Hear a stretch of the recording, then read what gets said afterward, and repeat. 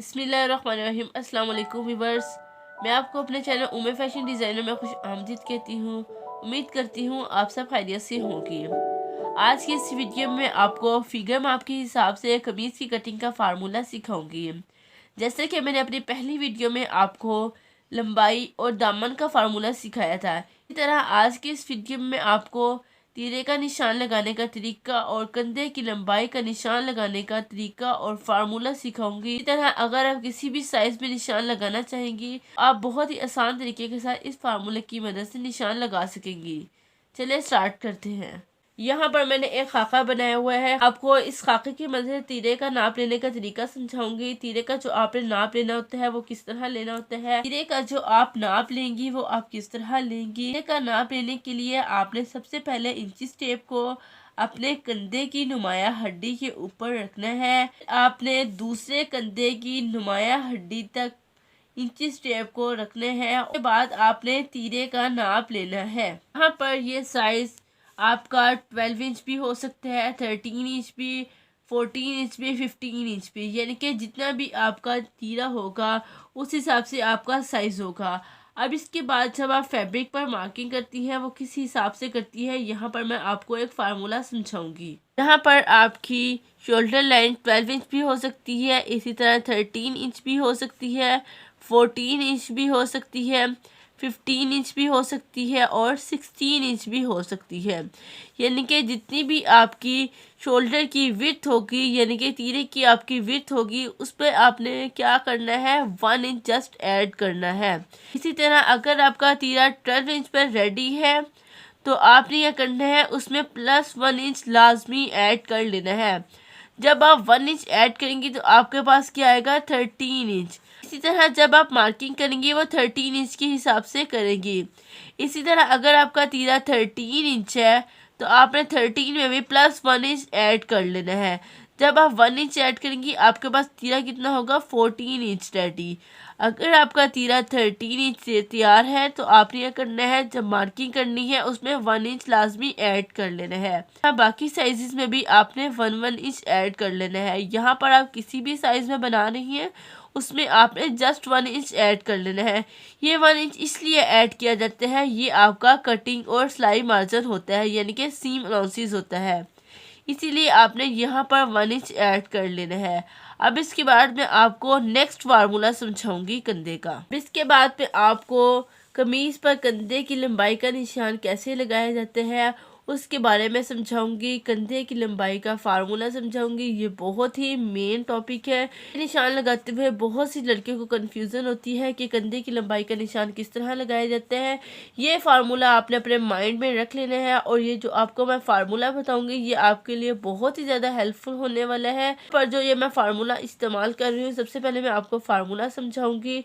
यहाँ पर सबसे पहले आपने क्या करना है, अपनी चेस्ट लेनी है, यानी कि चेस्ट को आपने डिवाइड कर लेना है, डिवाइडेड बाय 4 करना है और इसके बाद -1 इंच कर लेना है। कंधे की लंबाई का फार्मूला है वो क्या है, चेस्ट डिवाइडेड बाय 4 -1 इंच। मैंने साइजेस लिख दिए हैं। अगर आपकी चेस्ट का साइज 32 है, 34 है, यानी कि ये मैं राउंड में आपको बता रही हूँ। राउंड में अगर आपका 32 है, 34 है, 36, 38, 40, 42, ये इतने साइज मैंने यहाँ पर लिख दिए हैं।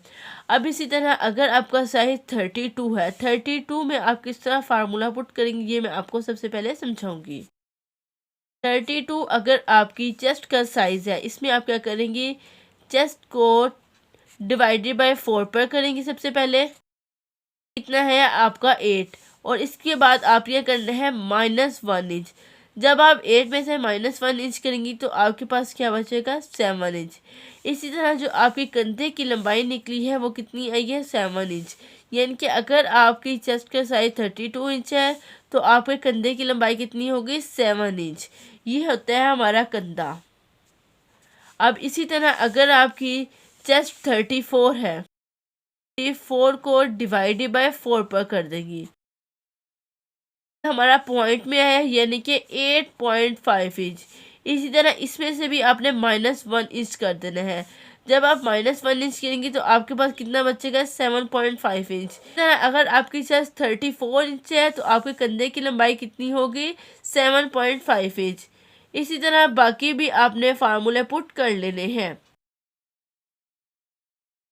इसी तरह अगर आपकी चेस्ट का साइज 36 इंचज़ है, 36 इंच में आपने ये करना है, सबसे पहले 36 को आपने 4 पे डिवाइड कर देना है। जब आप 4 पे डिवाइड करेंगी आपके पास 9 इंच बनेगा। 9 में से जब आप -1 इंच करेंगी तो आपके कंधे की जो लंबाई बनेगी वो 8 इंच बनेगी। इसी तरह अगर आपकी चेस्ट 38 इंच है, 38 को भी आपने 4 पर डिवाइड कर देना है। 38 को जब आप 4 पे डिवाइड करेंगी तो आपके पास कितना आता है, 9.5 इंच। 9.5 इंच में जब आप -1 इंच करती हैं तो आपके पास कितना बनता है, 8.5 इंच। इसी तरह अगर आपकी चेस्ट 40 इंच पर है, 40 को भी आप 4 पे डिवाइड कर देंगी।